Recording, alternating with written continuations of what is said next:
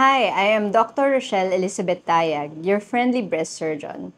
In observance of the Breast Cancer Awareness Month, let's get to know what breast cancer is all about.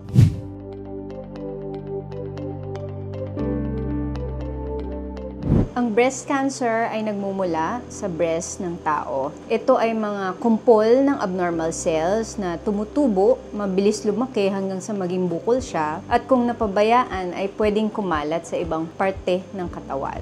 Pwede itong makuha dahil sa namamana siya or sa lahi, or pwede rin sa mga factors na nangyari sa katawan ng tao, pwedeng hormonal, pwedeng lifestyle, pwede ring environmental. Ang risk factors niya ay pwedeng genetic or ibig sabihin nun, meron talagang nagkakaroon ng breast cancer sa family at namamana siya. Pangalawa, pwedeng dahil sa hormonal changes, kadalasan na nakakabit ang breast cancer sa mga pasyenteng maagang nagkakaregla, late na nagme-menopause, hindi nanganganak. Ito yung mga pasyenteng ibig sabihin matagal sila na i-expose sa hormonal changes nila sa katawan. Ang isa pang dahilan nito ay yung mga gumagamit ng pills. Dahil ang pills natin ay may hormones na laman po ito, so pwedeng ito po ang isang rason para magkaroon ng breast cancer. All in all, ang ibig sabihin po nito, meron pong mahaba or prolonged exposure ang pasyente sa estrogen or female hormones po.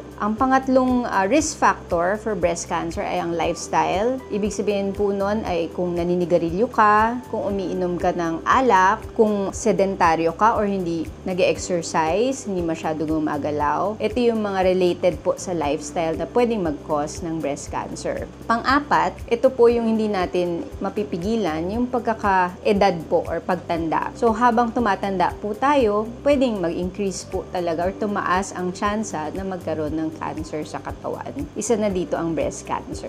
According sa statistics na nilabas sa Global Cancer Observatory noong 2022, halos nasa 32,000 mahigit ang breast cancer na bagong nakita sa Philippines. Sa lahat ng mga nagkaroon or na-diagnose ng cancer, ang breast cancer ay umabot ng 17.7% ng suma total ng mga bagong cancer sa ating bansa. So lumalabas dito sa datos na to, isa out of 37 Filipino women ay may tsansa magkaroon or mag-develop ng breast cancer.